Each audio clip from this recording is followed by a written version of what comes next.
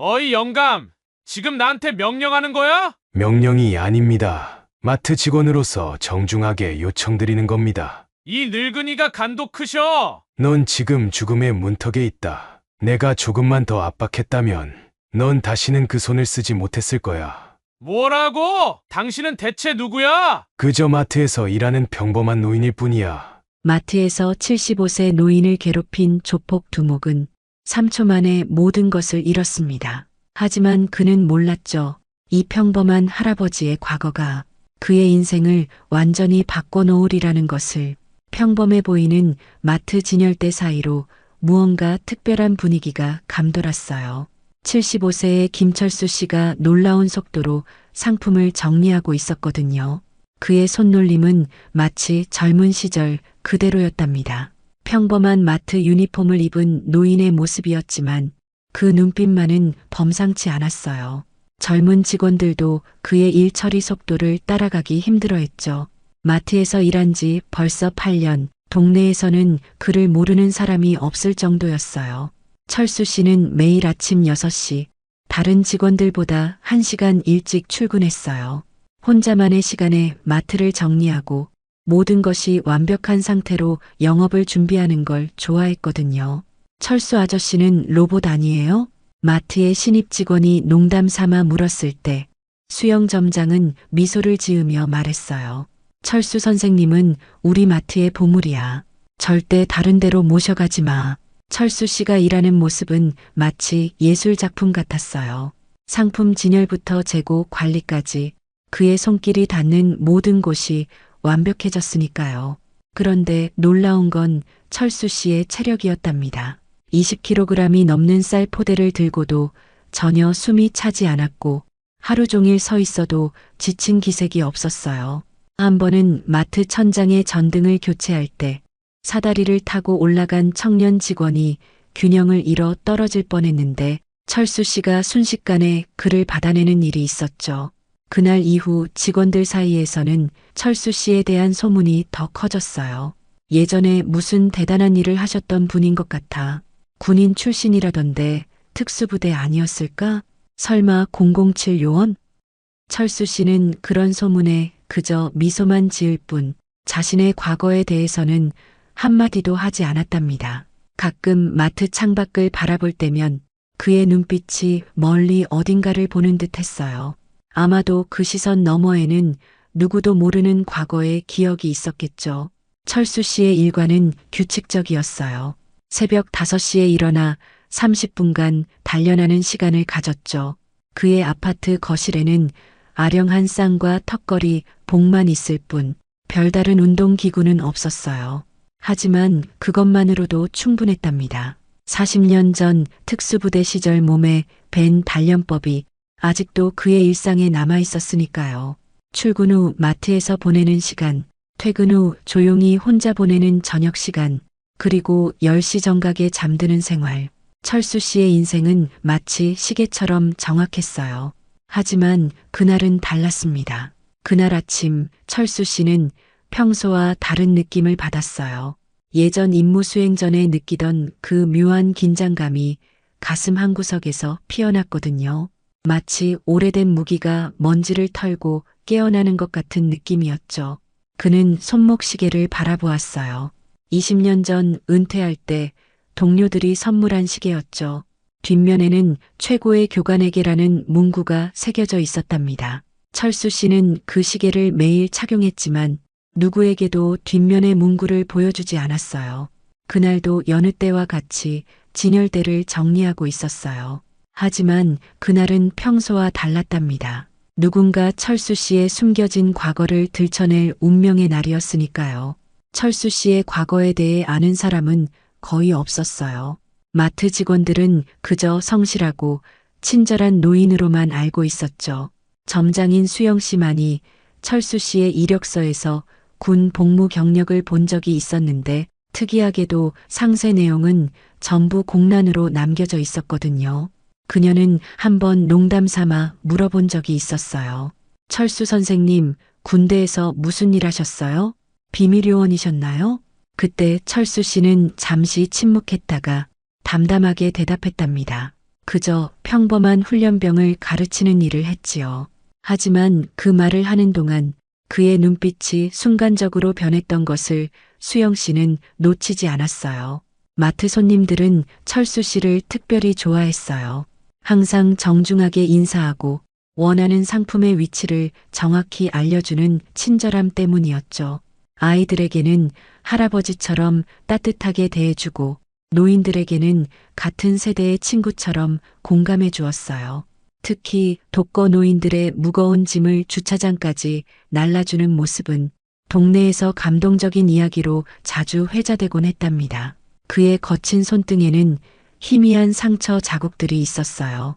누군가 물어보면 그저 나이 들면 다들 이런 거 있지라고 웃으며 넘겼지만 그 상처들은 평범한 노화의 흔적이 아니었죠. 그날은 월요일 오후 비교적 손님이 적은 시간대였어요.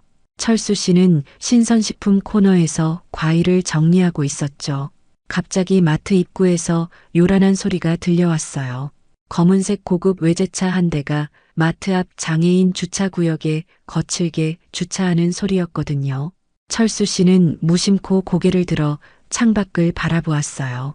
차에서 내리는 사람들의 모습이 눈에 들어왔죠. 20에서 30대로 보이는 남성 5명, 모두 검은색 정장 차림에 선글라스를 끼고 있었어요. 그들 중 한 명, 아마도 리더로 보이는 남자는 다른 이들과 달리 붉은색 넥타이를 메고 있었죠. 그의 걸음걸이에는 어딘가 위험한 기운이 느껴졌어요. 철수 씨는 순간적으로 그를 붉은 넥타이라고 머릿속에 기록했답니다. 이것은 40년 전 임무 수행 시 대상을 식별하던 그의 오래된 습관이었어요. 그들의 걸음걸이와 행동에서 거만함이 묻어났지만 철수 씨는 다시 과일 정리에 집중했어요. 하지만 그의 귀는 이미 경계태세로 들어갔답니다. 수년간 잊고 있던 본능이 서서히 깨어나기 시작한 거죠. 철수 씨는 과일 진열대 유리에 비친 그들의 모습을 관찰했어요. 붉은 넥타이는 허리춤에 뭔가를 숨기고 있는 듯했고 다른 넷은 계속해서 주변을 살피고 있었죠. 그들의 행동 패턴은 철수 씨에게 낯설지 않았어요. 마트 입구 자동문이 열리고 그들이 들어오는 발소리가 들렸어요. 다른 직원들과 손님들의 시선이 일제히 그들에게 향했답니다. 붉은 넥타이의 걸음이 멈췄어요. 마트를 둘러보는 그의 눈빛에서 불길한 기운이 느껴졌죠. 그때 철수 씨는 과일 상자를 들고 창고로 향하고 있었어요. 그는 무심한 척 지나가면서도 오랜 경험에서 나온 직감으로 상황을 파악하고 있었답니다. 젊은 남성들 중 한 명이 과자 진열대의 상품들을 손으로 쓸어내리기 시작했어요. 요란한 소리와 함께 상품들이 바닥에 떨어졌죠. 손님들은 놀라서 그 자리를 피했고 직원들은 어찌할 바를 몰라 당황하는 모습이었어요. 철수 씨는 창고 문 앞에서 잠시 멈춰 섰답니다. 지금 개입해야 할지 아니면 과거처럼 모든 것을 숨긴 채 지나쳐야 할지 고민되는 순간이었거든요. 그의 머릿속에 40년 전의 기억이 스쳐 지나갔어요. 손이 먼저 움직이던 순간들, 위험을 감지하면 본능적으로 대응하던 시절, 그리고 그로 인해 잃었던 것들, 눈앞의 상황이 과거의 어떤 임무와 겹쳐 보였죠. 철수 씨는 깊게 숨을 들이마시고 천천히 창고 문을 닫았어요. 그리고 다시 매장으로 향했답니다. 오늘만큼은 지나칠 수 없겠구나. 어쩌면 오늘 8년간 감춰온 자신의 진짜 모습을 드러내야 할 때가 온 것 같았거든요. 가끔은 과거로부터 완전히 도망칠 수 없는 법이니까요. 철수 씨의 발걸음이 평소보다 조금 더 단단해졌어요. 그의 눈빛이 날카로워졌고 허리는 더욱 곧게 펴졌답니다. 순간적으로 그는 75세 노인이 아닌 예전의 그 특수부대 최고의 교관으로 돌아간 것만 같았어요. 붉은 넥타이를 맨 남자가 카운터로 향했어요. 그의 뒤를 따르는 4명의 부하들은 각자 마트의 곳곳으로 흩어졌죠. 철수 씨는 그들의 움직임을 유리창 반사를 통해 관찰했어요. 마치 오래전 적진에서 적의 동향을 살피던 것처럼 말이죠. 이봐요, 점장 나와봐. 붉은 넥타이가 카운터를 손으로 내리치며 소리쳤어요. 수영 씨가 사무실에서 급히 나와 상황을 살폈죠. 그녀의 얼굴이 금세 긴장으로 굳어졌어요. 무슨 일이신가요, 손님? 수영 씨의 목소리는 차분했지만 그녀의 손끝은 미세하게 떨리고 있었어요. 철수 씨는 그 떨림을 놓치지 않았죠. 붉은 넥타이는 선글라스를 천천히 벗으며 웃었어요. 손님이라 그거 듣기 좋네. 그의 웃음소리에 마트 안의 공기가 얼어붙는 것 같았죠. 누구 물건 좀 받으러 왔는데 준비됐어? 수영 씨는 의아한 표정을 지었어요. 저희 마트에 주문하신 물건이 있으신가요? 붉은 넥타이가 비웃듯 웃었어요. 몰라서 묻나? 이 동네는 우리 민재 형님 구역이야. 보호비 받으러 왔다고. 직원들과 손님들의 얼굴에 공포가 스쳐 지나갔어요. 수영 씨는 단호하게 대답했죠. 저희는 그런 돈 낸 적 없고 앞으로도 낼 생각 없습니다. 손님께서는 나가주시기 바랍니다. 민재의 얼굴이 순간 일그러졌어요. 뭐라고? 그의 목소리가 한 톤 올라갔죠. 이때 마트 한쪽에서 요란한 소리가 들려왔어요. 민재의 부하 중 하나가 와인 진열대를 넘어뜨린 거였죠. 비싼 와인 병들이 바닥에 떨어져 산산조각이 났어요. 붉은 액체가 바닥에 흥건하게 퍼졌죠. 그 장면을 본 철수 씨의 눈이 순간 가늘어졌어요. 또 다른 부하는 과일 코너에서 사과들을 바닥에 던지고 있었고, 세 번째 남자는 냉장고 문을 발로 차고 있었죠. 손님들이 두려움에 떨며 마트 밖으로 도망치기 시작했어요. 보이나? 우리한테 협조 안 하면 이런 일이 매일 생길 수 있어. 민재가 비웃듯 말했어요. 수영 씨는 공포에 떨면서도 결연한 태도를 유지했죠. 경찰에 신고하겠습니다. 그녀가 전화기를 들자 민재가 재빨리 그녀의 손목을 잡았어요. 해볼 테냐? 민재의 목소리에서 위협이 묻어났어요. 그때였어요. 철수 씨가 천천히 카운터를 향해 걸어오기 시작했죠. 그의 걸음걸이는 평소와 달랐어요. 더 이상 75세 노인의 걸음이 아니었죠. 등이 곧게 펴지고 어깨는 넓게 벌어졌으며 걸음걸이는 마치 젊은 시절의 그처럼 단단해졌어요. 손님, 그만하시지요. 철수 씨의 목소리는 놀라울 정도로 침착했어요. 민재와 그의 부하들이 철수 씨를 향해 돌아섰죠. 잠시 침묵이 흘렀어요. 그들의 눈에는 경멸과 비웃음이 가득했지만 철수 씨의 눈빛은 담담했어요. 할아버지, 당신 지금 뭐 하는 거예요? 수영 씨가 겁에 질려 속삭였어요. 민재가 철수 씨를 위아래로 훑어보더니 웃음을 터뜨렸죠. 어르신, 집에 가서 쉬세요. 다치기 싫으면. 철수 씨는 미동도 하지 않았어요. 우리 마트에서 이런 행동은 곤란합니다. 지금 당장 나가주시기 바랍니다. 그의 목소리는 부드러웠지만 그 안에 담긴 의지는 강철처럼 단단했어요. 민재의 웃음이 사라졌어요. 그의 얼굴이 점점 붉게 변했죠. 뭐라고? 할아버지가 지금 나한테 명령하는 거야? 철수 씨는 여전히 담담했어요. 명령이 아닙니다. 마트 직원으로서 정중하게 요청드리는 겁니다. 민재의 인내심이 한계에 달한 것 같았어요. 그는 손을 뻗어 철수 씨의 멱살을 거칠게 잡았죠. 이 늙은이가 간도 크셔. 철수 씨의 발이 땅에서 살짝 들릴 정도로 민재는 그를 들어 올렸어요. 주변 사람들이 놀라서 숨을 들이켰고 수영 씨는 비명을 지르려다 손으로 입을 막았죠. 그 순간이었어요. 민재가 철수 씨의 멱살을 잡은 그 순간 철수 씨의 눈빛이 변했어요. 40년 전 그의 눈빛, 적진에서 표적을 포착했을 때의 그 눈빛으로 돌아갔죠. 그의 동공이 순간적으로 수축되었어요. 시간이 멈춘 것 같았죠. 그 누구도 움직이지 않았어요. 철수 씨의 오른손이 민재의 손목을 향해 움직였어요. 그 움직임은 너무 빨라서 대부분의 사람들은 보지 못했죠. 단 한 번의 손목 움직임, 정확한 지점을 누르는 정교한 압박. 갑자기 민재의 얼굴이 고통으로 일그러졌어요. 그의 손에서 힘이 빠졌고 철수 씨의 멱살을 잡고 있던 손가락이 저절로 펴졌죠. 민재는 무슨 일이 일어났는지 이해하지 못했어요. 그저 자신의 손목에 극심한 통증이 퍼지는 것만 느꼈을 뿐이었죠. 철수 씨는 다시 두 발로 바닥을 딛고 섰어요. 그의 자세는 흐트러짐이 없었고 얼굴에는 여전히 담담한 표정이 머물러 있었죠. 마트 안에 있던 모든 사람들이 그 광경을 보고 충격에 빠졌어요. 민재는 고통스러운 표정으로 자신의 손목을 붙잡았어요.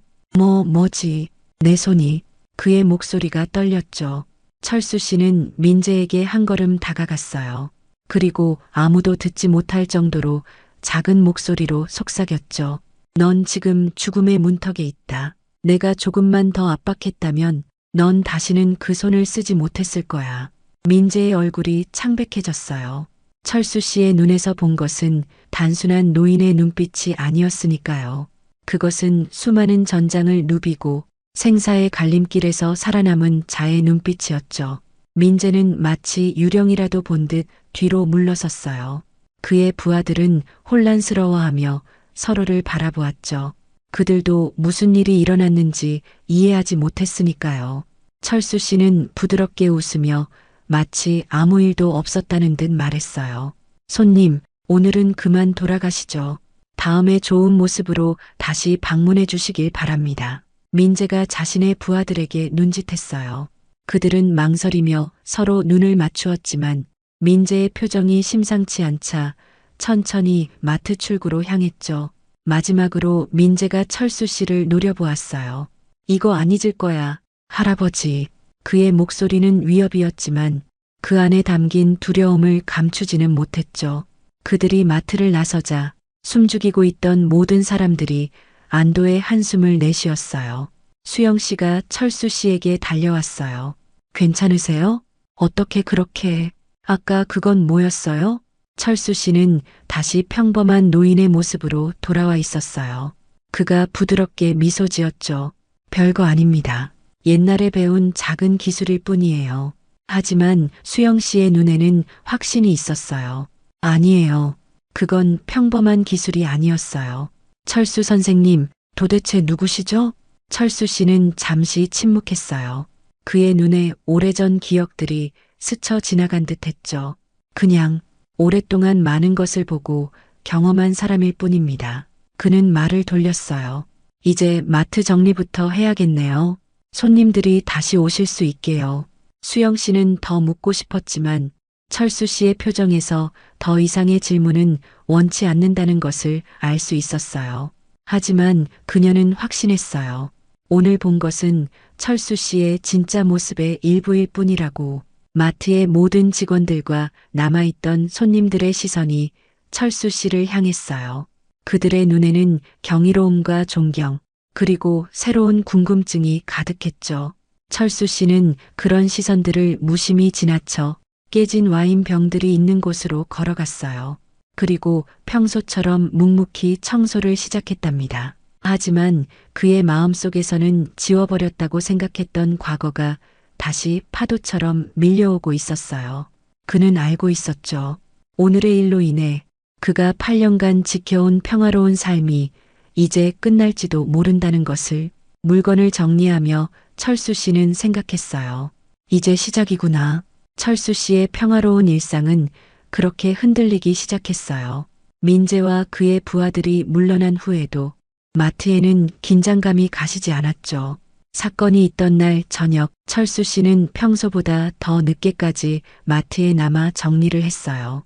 깨진 와인병들과 엉망이 된 과일들을 치우면서 그는 오랜만에 느껴본 긴장감에 대해 생각했죠.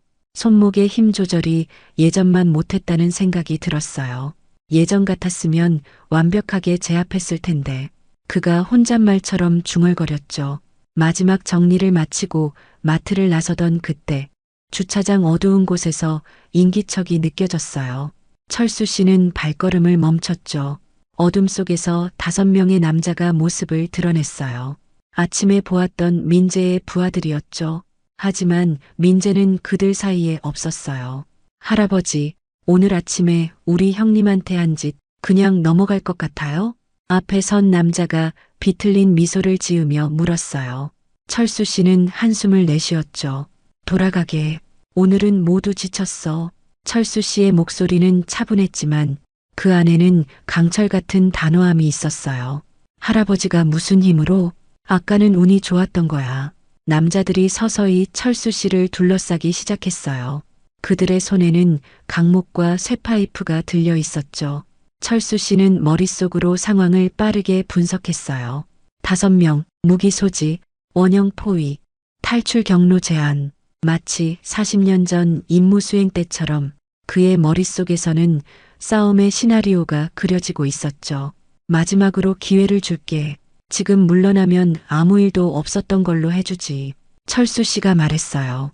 남자들은 비웃으며 서로를 바라보았죠. 할아버지가 우리한테 기회를 준대. 웃기는 소리 그만하고 아까 형님한테 뭘 한 건지 그 기술 우리한테도 보여줘봐. 그들이 천천히 다가오기 시작했어요. 철수 씨의 눈이 가늘어졌죠. 내가 경고했다. 그가 마지막으로 말했어요. 첫 번째 남자가 강목을 휘두르며 달려들었어요. 그 순간이었죠. 철수 씨의 움직임이 변했어요. 75세 노인의 몸이라고 믿기 힘든 속도와 정확성으로 그는 공격을 피해 옆으로 스텝을 밟았어요. 그리고 상대의 손목을 정확히 찾아 움켜쥐었죠. 단 한 번의 간결한 동작으로 상대의 관절을 압박하는 동시에 균형을 무너뜨렸어요. 첫 번째 남자의 얼굴이 고통으로 일그러졌고 그는 비명을 지르며 바닥에 쓰러졌어요. 그의 손에서 강목이 떨어졌죠. 나머지 넷이 동시에 달려들었어요. 철수 씨의 눈동자가 빠르게 움직였죠. 그의 몸은 마치 물처럼 유연하게 흘러갔어요. 첫 번째 공격을 피하면서 동시에 두 번째 남자의 옆구리를 정확히 찔렀죠. 두 번째 남자의 얼굴이 순간 창백해졌고 그는 숨을 헐떡이며 무릎을 꿇었어요. 세 번째 남자의 쇠파이프가 허공을 가르며 철수 씨의 머리를 향했죠. 하지만 철수 씨는 이미 그 자리에 없었어요. 마치 예측이라도 한 듯 그는 상대가 공격하기도 전에 최적의 위치로 이동해 있었죠. 철수 씨의 팔꿈치가 세 번째 남자의 명치를 정확히 가격했어요. 세 번째 남자의 눈이 크게 확대되었고 그는 공기를 찾아 입을 벌린 채 바닥에 쓰러졌죠. 네 번째와 다섯 번째 남자가 서로 눈을 마주치며 잠시 망설였어요. 그 짧은 망설임이 그들의 패배를 결정지었죠. 철수 씨는 놀라운 민첩성으로 그들 사이의 거리를 단숨에 좁혔어요. 두 사람의 목덜미를 정확히 누르는 순간 그들의 몸에서 힘이 빠져나갔죠. 단 3초 그 짧은 시간 안에 5명의 남자들이 모두 바닥에 쓰러져 있었어요. 주변은 다시 고요해졌죠. 철수 씨는 마치 아무 일도 없었다는 듯 넥타이를 가볍게 정리했어요. 쓰러진 남자들은 공포에 질린 눈으로 그를 올려다보았죠. 뭐야 이 할아버지. 누군가 겁에 질려 중얼거렸어요. 철수 씨는 그들 앞에 천천히 무릎을 꿇고 앉았죠. 그의 목소리는 놀라울 정도로 부드러웠어요. 젊은이들, 세상에는 겉모습만으로 판단할 수 없는 것들이 많아. 그가 차분하게 말을 이어갔어요. 내가 너희 나이였을 때 국경 너머에서 온 특수부대를 상대했던 적이 있었지. 그들은 모두 나보다 체격이 좋았고 무기도 더 많았어. 하지만 결국 살아 돌아온 건 나뿐이었어. 철수 씨의 눈빛이 멀리 어딘가를 보는 듯 했어요. 왜 그런지 알아? 그들은 자신의 힘만 믿었고 나는 상대의 약점을 알았기 때문이야. 철수 씨가 첫 번째 남자의 어깨를 가볍게 짚었어요. 너는 오른쪽 무릎에 부상이 있군. 걸을 때 약간 절더구나. 두 번째 남자를 향해 고개를 돌렸죠. 너는 왼손잡이인데 오른손으로 무기를 들었어. 자연스럽지 않았지. 세 번째 남자를 보았어요. 너는 호흡이 고르지 않아. 천식이 있는 것 같군. 남자들의 얼굴에 놀라움이 번졌어요. 철수 씨는 담담하게 말을 이었죠. 강함이란 단순히 힘이 센 게 아니야. 상대를 이해하고 자신을 제어할 수 있는 능력이지. 그는 천천히 일어섰어요. 오늘 일은 여기서 끝내자. 다시 이런 일이 있다면 내가 보여준 건 빙산의 일각에 불과하다는 걸 명심해. 쓰러진 남자들 중 가장 어려 보이는 지훈이 떨리는 목소리로 물었어요. 당신은 도대체 누구세요? 철수 씨는 미소 지었죠. 그저 마트에서 일하는 평범한 노인일 뿐이야. 그들은 더 이상 아무 말도 할 수 없었어요. 철수 씨는 그들을 뒤로하고 천천히 걸어갔죠. 다음 날 아침 마트는 평소와 다름없이 문을 열었어요. 하지만 분위기는 완전히 달라져 있었죠. 직원들 사이에서는 어젯밤 있었던 일에 대한 소문이 파다했어요. 마트 주차장에 설치된 CCTV가 어젯밤의 모든 장면을 담고 있었거든요. 보안 담당자가 그 영상을 확인하고는 경악했다고 해요. 영상은 순식간에 직원들 사이에서 공유되었죠. 믿을 수 없어요. 정말 3초 만에 5명을 제압하셨어요. 젊은 직원이 흥분해서 말했어요. 철수 선생님이 특수부대 출신이라는 소문이 사실이었나 봐요. 다른 직원이 속삭였죠. 아니야, 그냥 특수부대가 아니라 최정의 요원이었을 거야. 수영 씨는 사무실에서 그 영상을 반복해서 보고 있었어요. 그녀는 믿을 수 없다는 표정이었죠. 어떻게 75세의 몸으로 저런 움직임이 가능하죠? 그녀가 옆에 있던 직원에게 물었어요. 평생을 단련했기 때문일 거예요. 저런 건 타고나는 게 아니라 수천 번의 반복으로 만들어지는 거죠. 그날 오전 마트에는 평소보다 훨씬 많은 손님들이 찾아왔어요. 소문은 빠르게 퍼지는 법이었죠. 마트에 특별한 할아버지가 있다는 이야기가 동네 전체에 퍼진 거예요. 손님들은 호기심 어린 눈으로 철수 씨를 바라보았어요. 하지만 철수 씨는 평소와 다름없이 일했죠. 마치 어제의 일은 없었던 것처럼. 점심시간 철수 씨는 마트 뒤편 직원 휴게실에서 도시락을 먹고 있었어요. 한적한 시간을 즐기며 창밖을 바라보는데 갑자기 누군가 휴게실 문을 열고 들어왔죠. 역시 너였구나. 철수야. 낯선 목소리에 철수 씨는 고개를 돌렸어요. 70대 중반으로 보이는 남자가 서 있었죠. 잠시 침묵이 흘렀어요. 철수 씨의 얼굴에 놀라움이 번졌어요. 윤식? 그는 40년 만에 보는 얼굴이었지만 철수 씨는 즉시 알아봤어요. 윤식은 과거 철수와 같은 특수부대에서 함께 임무를 수행했던 전우였죠. 하지만 마지막 임무에서 있었던 일로 인해 그들은 서로 연락을 끊고 살았어요. 윤식이 의자에 앉았어요. 그의 눈빛은 복잡했죠. CCTV 영상이 SNS에 올라왔더군. 얼굴은 나오지 않았지만 그 움직임을 보자마자 알았어. 너밖에 없다고. 철수 씨는 한숨을 내쉬었어요. 그래서 여기까지 왔나? 윤식은 고개를 끄덕였어요. 경고하러 왔어. 철수야. 그의 목소리가 낮아졌어요. 내가 누군지 알아낸 사람은 나뿐만이 아닐 거야. 그들도 곧 알게 될 거라고. 철수 씨의 눈썹이 움찔했어요. 그들이라니? 윤식은 주변을 살피며 목소리를 더 낮췄어요. 그 일 이후로 우리를 쫓던 사람들, 그들은 아직도 우리를 찾고 있어. 철수 씨의 얼굴이 굳어졌어요. 불가능해. 그건 40년 전 일이야. 이제는 모두 잊혔을 거라고. 윤식이 쓴웃음을 지었어요. 넌 항상 그랬지. 너무 낙관적이야. 그들은 잊지 않아. 특히 그 임무의 진실을 아는 사람들이 아직 살아있다면 말이야. 철수 씨는 잠시 생각에 잠겼어요. 넌 어떻게 지냈나? 윤식은 피곤한 표정으로 대답했어요. 도망치는 삶을 살았지. 2년마다 이름을 바꾸고 5년마다 나라를 옮겼어. 너처럼 한 곳에 정착하는 용기는 없었거든. 철수 씨는 윤식의 모습에서 세월의 무게를 느꼈어요. 한때 최고의 요원이었던 그가 이제는 지쳐 보였으니까요. 그래서 이제 어쩌자는 거지? 철수 씨가 물었어요. 윤식은 굳은 표정으로 말했어요. 내가 다시 사라져야 해. 여기서의 삶을 포기하고 새 신분으로 도망쳐야 한다고. 철수 씨는 고개를 저었어요. 난 더 이상 도망치지 않아. 여기가 내 자리야. 윤식의 눈에 불안함이 번졌어요. 그러다 죽을 수도 있어. 철수야. 철수 씨는 담담하게 대답했어요. 누구나 언젠가는 죽어. 중요한 건 어떻게 사느냐지. 난 더 이상 그림자 속에서 살고 싶지 않아. 윤식은 답답한 표정으로 일어섰어요. 내가 항상 고집이 셌지. 하지만 이번엔 목숨이 걸린 문제야. 그는 주머니에서 종이 한 장을 꺼내 철수 씨에게 건넸어요. 필요하면 연락해. 도와줄게. 철수 씨는 그 종이를 받아들었어요.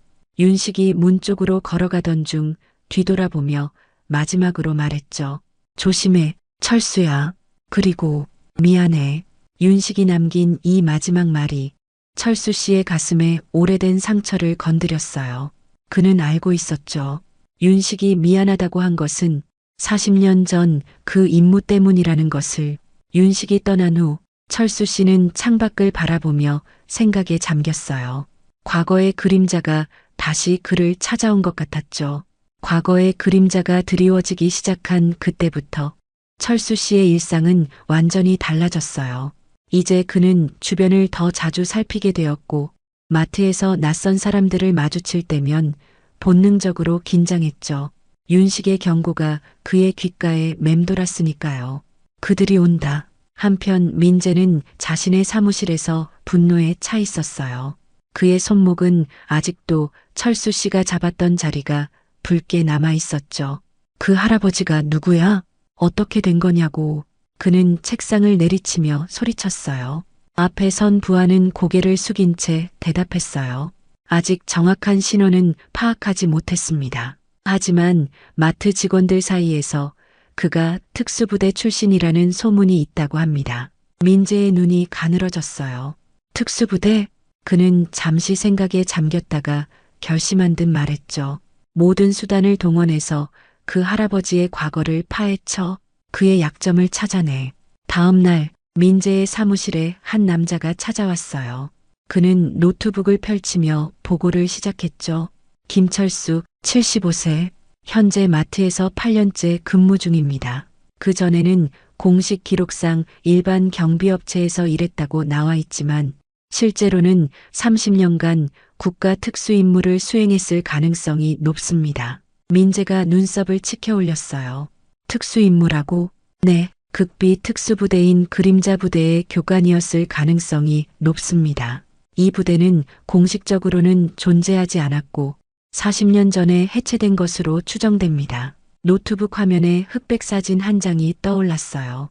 젊은 시절의 철수 씨로 보이는 사람이 군복을 입고 다른 군인들과 함께 찍힌 사진이었죠.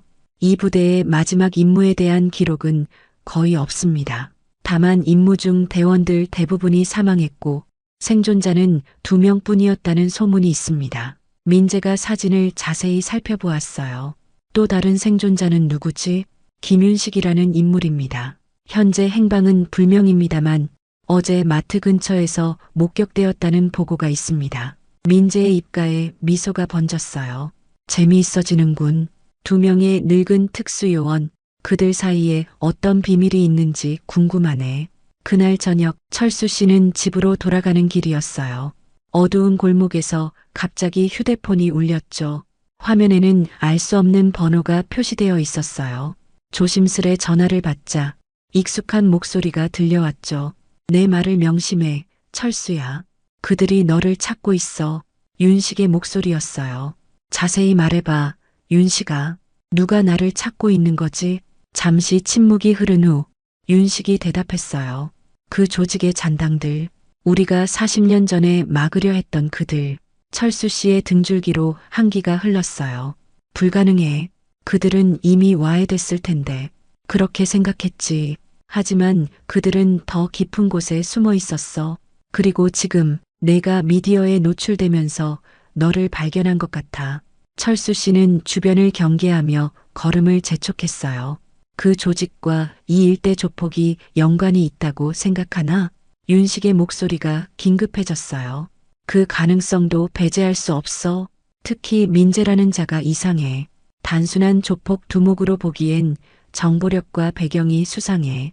통화가 끝난 후 철수 씨는 집으로 돌아와 조용히 창밖을 바라보았어요.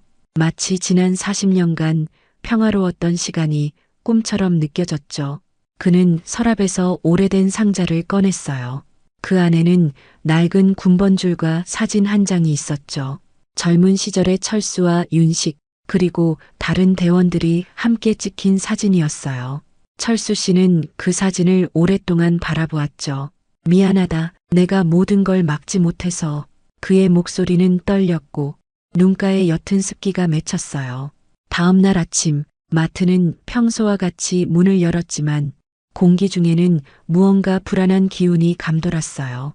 철수 씨는 마치 아무 일도 없었다는 듯 일상을 유지했죠. 하지만 그의 감각은 극도로 예민해져 있었어요. 점심시간 갑자기요 마트 주차장이 검은색 차들로 가득 찼어요. 수영 씨가 창밖을 내다보며 철수 씨에게 달려왔죠. 철수 선생님, 그들이 돌아왔어요. 민재가 더 많은 사람들을 데리고 왔어요. 철수 씨는 창가로 다가가 상황을 살폈어요. 최소 20명 이상의 남자들이 마트를 둘러싸고 있었죠. 그들 모두 검은 정장 차림이었고 몇몇은 무언가를 재킷 안쪽에 숨기고 있는 듯 했어요. 선두에 선 민재의 표정은 자신감으로 가득했고 이번에는 그의 옆에 더 위협적으로 생긴 남자들이 서 있었죠. 모든 손님과 직원들을 뒷문으로 대피시켜요. 철수 씨가 차분하게 말했어요. 수영 씨는 망설였죠. 선생님은요? 난 그들과 할 이야기가 있어. 철수 씨의 목소리는 담담했지만 그의 눈빛은 이미 40년 전의 그로 돌아가 있었어요. 수영 씨는 다른 직원들과 함께 손님들을 안내하기 시작했어요. 철수 씨는 마트의 입구에 홀로 서서 그들을 기다렸죠. 그때 누군가 그의 팔을 살짝 잡는 것을 느꼈어요. 돌아보니 민재의 부하 중 가장 어려 보이는 지훈이 서 있었죠. 철수 선생님, 지훈의 목소리는 작았어요. 지금 당장 여기서 나가셔야 해요. 민재 형님이. 이번엔 진짜 위험해요. 철수 씨는 놀란 표정으로 지훈을 바라보았어요. 내가 왜? 지훈은 주변을 불안하게 살피며 속삭였죠. 어젯밤에 민재 형이 누군가와 통화하는 걸 들었어요. 그들은 선생님을 산채로 잡아가려고 해요. 뭔가 선생님이 알고 있는 비밀 때문인 것 같아요. 철수 씨의 표정이 굳어졌어요. 내가 왜 나를 돕지? 지훈은 잠시 망설이다 대답했어요. 제 아버지도 군인이셨어요. 자식에게 항상 명예와 의리를 강조하셨죠. 선생님을 보고 아버지가 생각났어요. 그리고 민재 형이 요즘 이상해요. 전에는 그저 거친 조직의 두목이었는데 지금은 마치 다른 누군가의 지시를 받는 것 같아요. 철수 씨는 지훈의 눈을 똑바로 바라보았어요. 그의 눈에서 진실을 확인한 후 고개를 끄덕였죠. 고맙다, 지훈 군. 하지만 난 더 이상 도망치지 않을 거야. 지훈은 애원하는 눈빛으로 말했어요. 그래도 최소한 이걸 가지세요. 그는 재킷 안쪽에서 작은 무전기를 꺼내 건넸어요. 위험할 땐 이걸로 연락하세요. 제가 도울 수 있는 만큼 돕겠습니다. 철수 씨는 그 무전기를 받아 주머니에 넣었어요. 그리고 지훈에게 마지막으로 말했죠. 조심해라. 너도 위험할 수 있어. 지훈은 고개를 끄덕이고 빠르게 사라졌어요. 그 직후 마트 자동문이 열리고 민재가 들어왔어요. 그의 뒤로 10명가량의 부하들이 따라 들어왔죠. 민재의 얼굴에는 승리를 확신하는 미소가 번져 있었어요. 다시 만났군요. 김철수 선생님. 아니, 철수 교관님이라고 불러야 할까요? 그의 말에 철수 씨의 눈빛이 변했어요. 내 과거를 조사했군. 민재는 느긋하게 고개를 끄덕였죠. 물론이죠. 단순한 마트 직원이 아니라 전설적인 그림자 부대의 최고 교관이라니 놀랍습니다. 그는 철수 씨 주변을 천천히 걸으며 말을 이었어요. 40년 전 국제적인 비밀 조직을 저지하기 위한 마지막 임무에서 당신의 부대는 전멸했죠. 생존자는 단 2명뿐. 당신과 김윤식 소령. 철수 씨는 침착함을 유지했지만 그의 안에서는 과거의 기억이 폭풍처럼 휘몰아치고 있었어요. 민재가 갑자기 철수 씨 앞에 멈춰 섰어요. 궁금한 게 있습니다. 왜 당신만 살아남았을까요? 다른 모든 동료들은 죽었는데 그 말은 철수 씨의 가슴에 비수처럼 꽂혔어요. 내가 무엇을 알고 있다고 생각하나? 철수 씨의 목소리는 낮고 차가웠죠. 민재가 비웃듯 웃었어요. 당신이 그들을 배신했다는 사실을 알고 있습니다. 임무의 핵심 정보를 적에게 흘려서 동료들이 몰살당하게 했다는 사실을요. 철수 씨의 주먹이 저도 모르게 꽉 쥐어졌어요. 누가 너에게 그런 거짓말을 했지? 민재는 주머니에서 낡은 서류 한 장을 꺼냈어요. 이건 당신의 부대 작전 보고서의 일부입니다. 윤식 소령이 작성한 보고서죠. 여기엔 당신이 배신자라고 명시되어 있어요. 철수 씨의 얼굴에서 혈색이 사라졌어요. 그것은 40년 동안 그를 괴롭혀온 악몽이었죠. 그건 오해야. 진실은 그보다 훨씬 복잡해. 민재의 얼굴에 잔인한 미소가 번졌어요. 우리가 당신을 데려가려는 이유를 알겠습니까? 당신이 알고 있는 그 복잡한 진실이 필요한 사람들이 있어요. 그리고 그들은 당신을 직접 신문하길 원하죠. 철수 씨는 이제 모든 것을 이해했어요. 40년 전에 그 조직이 아직 살아있고 지금 그들이 철수 씨를 통해 무언가를 알아내려 한다는 것을 난 절대 협조하지 않을 거야. 철수 씨의 목소리는 흔들림 없이 단단했어요. 민재가 어깨를 으쓱했죠. 선택의 여지가 없습니다. 교관님, 이번엔 우리가 20명이에요. 아무리 당신이라도 불가능할 겁니다. 철수 씨는 주변을 둘러보았어요.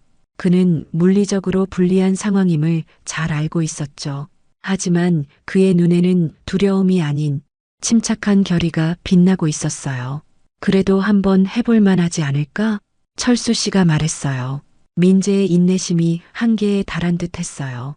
잡아, 죽이지 말고 산채로. 그가 소리치자 부하들이 일제히 철수 씨를 향해 달려들었어요. 부하들이 일제히 철수 씨를 향해 달려들었어요. 그 순간 시간이 느려진 것 같았죠. 철수 씨의 눈동자가 빠르게 움직이며 상황을 분석했어요. 20명, 밀폐된 공간, 가용도구, 탈출 경로, 40년 전의 훈련이 그의 몸에 깊이 각인되어 있었죠. 첫 번째 공격자가 다가왔어요. 철수 씨는 옆으로 가볍게 몸을 틀었고 자연스럽게 근처 선반에서 빗자루를 집어들었죠. 그는 빗자루 손잡이로 첫 번째 공격자의 무릎을 정확히 가격했어요. 공격자의 얼굴이 고통으로 일그러졌고 그는 균형을 잃고 바닥으로 쓰러졌죠. 두 번째와 세 번째 공격자가 동시에 달려들었어요. 철수 씨는 놀라운 민첩성으로 과일 진열대 위로 뛰어올랐고 그들의 공격을 피했죠. 과일들이 바닥으로 떨어지며 공격자들의 발밑이 미끄러워졌어요. 그는 진열대 위에서 물을 뿌리는 분무기를 집어들었죠. 분무기의 물을 세 번째 공격자의 눈을 향해 정확히 뿌렸어요. 눈이 멀어 앞을 보지 못하는 공격자는 혼란에 빠졌고 그는 두 번째 공격자와 부딪혀 함께 쓰러졌죠. 민재가 불안한 표정으로 외쳤어요. 뭐 하는 거야? 모두 동시에 공격해. 10명의 공격자들이 일제히 철수 씨를 향해 몰려들었어요. 그는 순간적으로 결단을 내렸죠. 진열대에서 뛰어내리며 마트 선반을 밀어 넘어뜨렸어요. 선반이 도미노처럼 차례로 쓰러지며 공격자들의 진로를 막았죠. 마트 내부가 순식간에 혼란으로 가득 찼어요. 철수 씨는 그 혼란을 활용해 주방용품 코너로 빠르게 이동했죠. 거기서 그는 긴 국자와 주방용 타월을 집어들었어요. 타월을 꼬아 만든 즉석 무기로 공격자의 손목을 감아 제압했고 국자로 다른 공격자의 목덜미를 정확히 쳤죠. 2명의 공격자가 동시에 쓰러졌어요. 민재는 점점 더 초조해졌죠. 저 늙은이 한 명을 못 잡아? 무능한 것들. 철수 씨는 계속해서 마트 내부 구조와 물건들을 활용했어요. 냉동실 문을 갑자기 열어 공격자의 얼굴에 부딪히게 했고 바닥에 떨어진 식용유를 밟게 해 미끄러지게 했죠. 그의 움직임은 75세의 노인이라고 믿기 힘들 정도로 빠르고 정확했어요. 그러나 수정 열쇠는 분명했죠. 점점 더 많은 공격자들이 그를 둘러싸기 시작했어요. 그가 잠시 한쪽 벽에 등을 기대고 숨을 고르는 순간 3명의 공격자가 동시에 달려들었어요. 철수 씨는 기술을 펼쳤지만 한 명이 그의 다리를 붙잡는 데 성공했죠. 균형을 잃은 그가 한쪽 무릎을 꿇었어요. 남은 공격자들이 순식간에 그를 에워쌌고 마침내 그들은 철수 씨의 양팔을 붙잡았어요. 민재가 승리의 미소를 지으며 다가왔죠. 역시 나이는 어쩔 수 없나 보군요. 교관님, 철수 씨는 숨을 고르며 주변을 살폈어요. 가끔은 도움이 필요할 때도 있지. 그 순간 갑자기 마트 전등이 모두 꺼졌어요. 깜깜한 어둠 속에서 혼란이 일어났죠. 뭐야, 이거. 민재가 소리쳤어요. 어둠 속에서 몇 번의 충돌음이 들리더니 철수 씨를 붙잡고 있던 소나기의 힘이 풀렸어요. 누군가 그의 팔을 잡고 끌어당겼죠. 이쪽이에요, 선생님. 지훈의 목소리였어요. 그들은 어둠 속에서 빠르게 마트 뒷문으로 향했어요. 뒷문을 나서자 수영 씨가 걱정스러운 표정으로 기다리고 있었죠. 철수 선생님, 괜찮으세요? 철수 씨는 고개를 끄덕이며 물었어요. 다른 직원들과 손님들은 모두 안전하게 대피했어요. 수영이 대답했어요. 우린 이제 어디로 가야 해요? 지훈이 물었어요. 그 순간 옆 골목에서 차 한 대가 빠르게 다가왔어요. 차 창문이 내려가고 윤식의 얼굴이 나타났죠. 빨리 타. 그가 소리쳤어요. 세 사람은 재빨리 차에 탔고 차는 곧바로 출발했죠. 윤식은 백미러로 뒤를 살피며 운전했어요. 40년 만에 또 자네를 구하게 되네. 철수야. 그의 목소리에는 쓴웃음이 묻어 있었어요. 철수 씨는 그를 바라보았죠. 넌 날 배신자라고 생각하지 않나? 윤식은 잠시 침묵했다가 대답했어요. 그 당시엔 그랬어. 하지만 세월이 지나고 보니 내가 너무 성급했다는 걸 깨달았지. 그는 한숨을 내쉬었어요. 그 임무에서 우리 모두 피해자였어. 누군가 우리를 이용한 거야. 철수 씨는 오랜 세월 동안 가슴속에 묻어두었던 질문을 던졌어요. 왜 그 보고서를 그렇게 썼지? 윤식의 손이 핸들을 꽉 움켜쥐었어요. 분노 때문이었어. 모두가 죽고 우리만 살아남았을 때 누군가를 탓해야 했거든. 그리고 넌 항상 완벽했으니까. 그의 목소리가 떨렸어요. 미안해, 철수야. 내가 너무 어리석었어. 철수 씨는 굳은 표정으로 창밖을 바라보았어요. 우리 모두 실수를 했지. 난 그들의 정체를 더 빨리 알아차렸어야 했어. 차는 도시 외곽으로 향했어요. 윤식이 설명했죠. 내가 안전한 은신처를 마련해뒀어. 이제 모든 것을 정리할 때가 됐어. 철수 씨는 뒷자리에 앉은 지훈과 수영을 바라보았어요. 두 사람은 이제 집에 가는 게 좋겠어. 이건 우리 세대의 문제야. 지훈이 고개를 저었어요. 저도 이미 연루됐습니다. 도와드리고 싶어요. 수영도 결연한 표정으로 말했어요. 저도요. 마트 가족이잖아요. 선생님을 혼자 둘 수 없어요. 철수 씨는 따뜻한 미소를 지었어요. 고맙다. 그들이 은신처에 도착했을 때 하늘은 이미 어두워지고 있었어요. 낡은 창고처럼 보이는 건물이었지만 내부는 놀랍게도 최신 장비들로 가득했죠. 윤식이 컴퓨터 앞에 앉아 설명했어요. 난 지난 40년간 그들을 추적해왔어. 심연이라는 이름의 국제조직. 우리의 마지막 임무는 그들의 한국 지부를 소탕하는 것이었지. 그는 화면에 오래된 사진들을 띄웠어요. 그런데 알고 보니 우리 정부 내에도 그들의 사람이 있었어. 그래서 임무 정보가 미리 새어나갔고 우리 부대는 함정에 빠진 거야. 철수 씨가 물었어요. 그들이 아직도 활동 중이라고? 윤식은 고개를 끄덕였어요. 더 은밀하게, 더 깊은 곳에서 최근에는 불법 무기 거래와 인신매매에 관여하고 있어. 그리고 자네가 마트에서 민재와 부딪힌 이후로 그들이 다시 우리에게 관심을 갖기 시작했어. 그는 잠시 말을 멈추고 철수를 바라보았어요. 자네가 가지고 있는 그 USB 아직도 갖고 있나? 철수 씨의 표정이 굳어졌어요. 어떻게 알았지? 윤식이 쓴웃음을 지었어요. 난 바보가 아니야. 그 임무 전날 밤 자네가 본부 컴퓨터실에 들어가는 걸 봤어. 처음엔 자네가 정보를 빼돌린 것이라 생각했지. 하지만 이제 보니 자네는 무언가를 발견했던 거군. 철수 씨는 수십 년간 지켜온 비밀을 마침내 털어놓기로 결심했어요. 난 심연의 한국 내 조직원 명단을 발견했어. 고위 인사들의 이름이 있었지. 그걸 USB에 복사했고 그의 말이 끊겼어요. 뒤에서 갑자기 날카로운 소리가 들렸으니까요. 모두가 뒤를 돌아보았어요. 민재가 총을 들고 서 있었죠. 그의 뒤로 여러 명의 부하들이 은신처로 들어오고 있었어요. 감동적인 이야기군요. 민재가 비웃듯 말했어요. 특히 USB 부분이요. 그게 바로 우리가 찾던 것입니다. 철수 씨는 놀란 표정으로 물었어요. 어떻게 우릴 찾았지? 민재는 지훈을 가리켰어요. 내 생각보다 우리 조직은 충성심이 강하거든. 모두의 시선이 지훈에게 향했어요.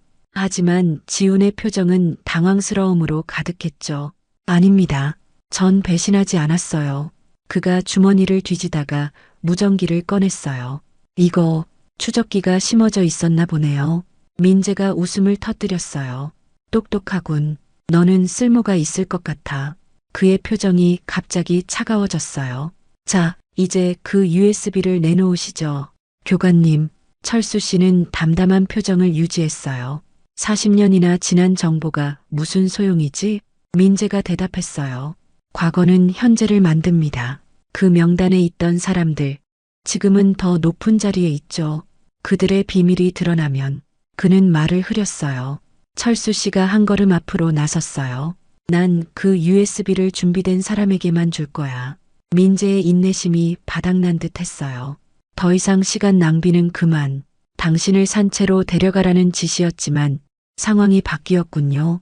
그가 총구를 철수 씨에게 향했어요. 그 순간 뜻밖의 일이 벌어졌어요. 지훈이 갑자기 민재에게 뛰어들었고 두 사람이 엉켜 바닥으로 쓰러졌죠. 총이 바닥에 떨어지며 요란한 소리가 났고 그 직후 총성이 울렸어요. 민재가 고통스러운 표정으로 바닥에 누웠어요. 그의 재킷이 피로 물들어가고 있었죠. 철수 씨가 재빨리 다가가 상황을 살폈어요. 민재의 상태는 심각해 보였죠. 철수 씨는 재킷을 벗어 그의 상처를 압박했어요. 구급차를 불러. 수영이 재빨리 전화를 걸었어요. 민재의 눈이 천천히 감기려는 찰나 철수 씨는 그의 안주머니에서 떨어진 작은 사진 한 장을 발견했어요. 사진을 집어든 철수 씨의 표정이 굳어졌어요. 오래된 흑백 사진 속에는 어린 소년과 젊은 시절의 철수 씨가 함께 찍혀 있었죠. 이게 어떻게... 철수 씨의 목소리가 떨렸어요.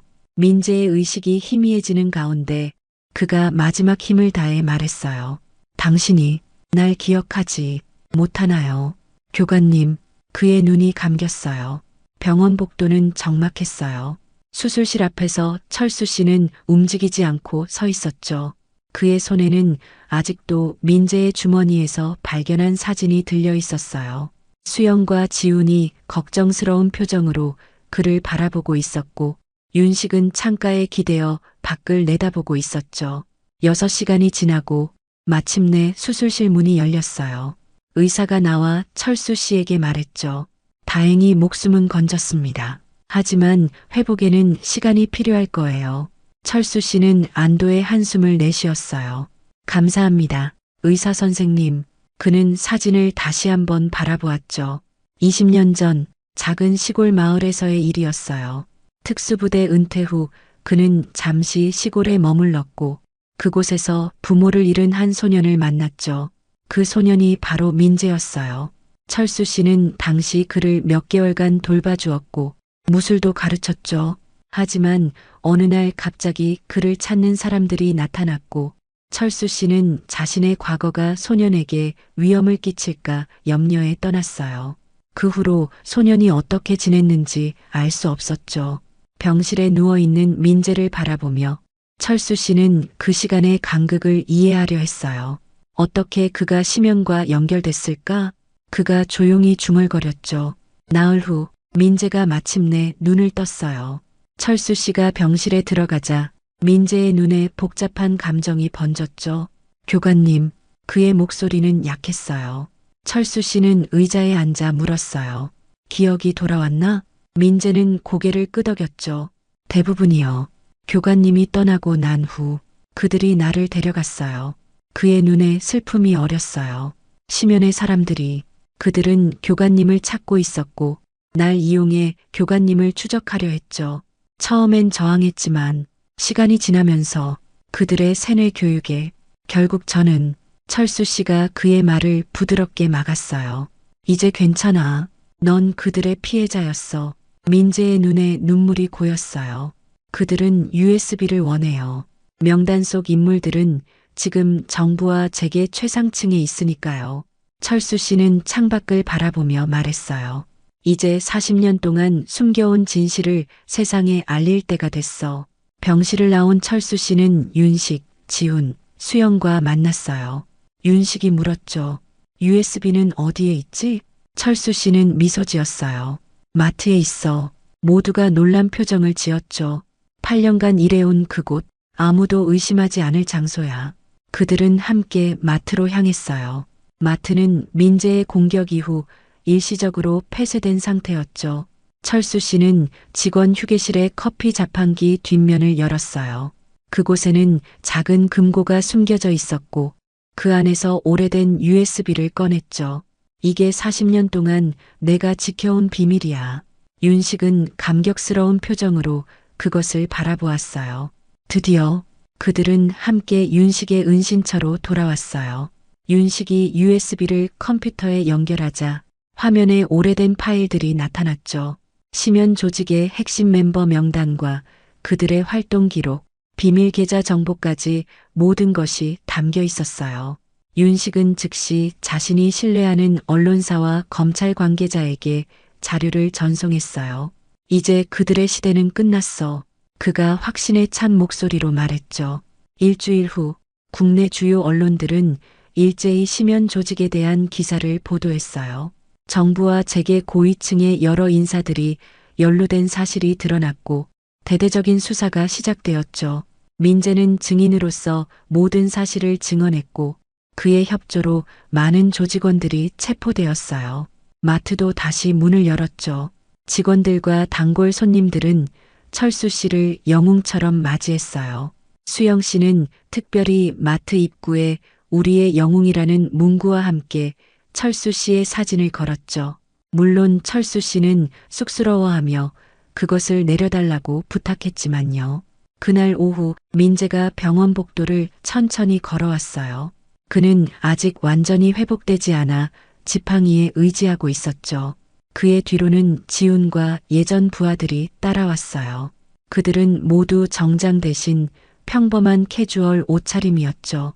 철수 씨는 마트 입구에서 그들을 맞이했어요. 어서 오게. 민재는 고개를 숙여 인사했어요. 교관님, 죄송합니다. 철수 씨는 따뜻한 미소로 그의 어깨를 두드렸어요. 이제 다 지나간 일이야. 새 출발을 하자고. 민재는 조심스럽게 말을 이었어요. 저희가 마트 일손을 도울 수 있을까요? 작은 보상이라도 하고 싶습니다. 수영 씨는 처음엔 망설였지만 철수 씨의 눈빛을 보고 고개를 끄덕였어요. 우리 마트는 항상 성실한 사람들을 환영해요. 그렇게 민재와 그의 부하들은 마트의 새로운 직원이 되었어요. 처음에는 손님들이 그들을 경계했지만 시간이 지나면서 그들의 성실함과 친절함에 마음을 열기 시작했죠. 특히 지훈은 철수 씨의 든든한 조수가 되었어요. 철수 씨는 매일 아침 일찍 마트에 나와 지훈에게 무술과 삶의 지혜를 가르쳤죠. 윤식도 자주 마트를 방문했어요. 그는 더 이상 도망자가 아닌 존경받는 증인으로서 새로운 삶을 시작했죠. 40년 만에 오해가 풀리고 철수와 윤식은 다시 친구가 되었어요. 어느 평화로운 저녁, 마트 뒤편 작은 정원에서 철수 씨와 윤식, 민재와 지훈, 그리고 수영 씨가 함께 바베큐 파티를 열었어요. 불꽃이 타오르는 가운데 그들은 서로의 잔을 부딪혔죠. 새로운 시작을 위하여. 철수 씨가 제안했어요. 모두가 화답했죠. 새로운 시작을 위하여. 그날 밤 철수 씨는 집으로 돌아와 오래된 군복을 정리했어요. 이제 그것은 박물관에 기증될 예정이었죠. 과거의 짐을 내려놓는 시간이었으니까요. 창밖을 바라보며 그는 생각했어요. 75세에 시작한 인생 2막이 이렇게 흥미진진할 줄이야. 그의 얼굴에 미소가 번졌어요. 다음 날 아침 철수 씨는 여느 때와 같이 6시 정각에 마트에 도착했어요. 하지만 이번에는 혼자가 아니었죠. 민재와 지훈 그리고 몇몇 부하들이 함께였어요. 그들은 모두 철수 씨처럼 일찍 출근해 마트를 정리했죠. 철수 씨의 가르침을 따라 모든 것을 완벽하게 준비했어요. 아침 햇살이 마트 창문을 통해 들어올 때 철수 씨는 문득 깨달았어요. 그가 평생 추구해온 것은 결국 이런 것이었죠. 평화, 가족 같은 유대감, 그리고 자신의 지혜를 다음 세대에게 전하는 기쁨. 이게 진정한 특수 임무인가 보군. 그가 미소 지으며 중얼거렸어요. 어쩌면 가장 위대한 승리는 적을 물리치는 것이 아니라 적을 친구로 만드는 것일지도 모르니까요. 그날 마트는 그 어느 때보다 활기찼어요. 그리고 철수 씨는 75세의 나이에 인생에서 가장 행복한 시간을 보내고 있었답니다.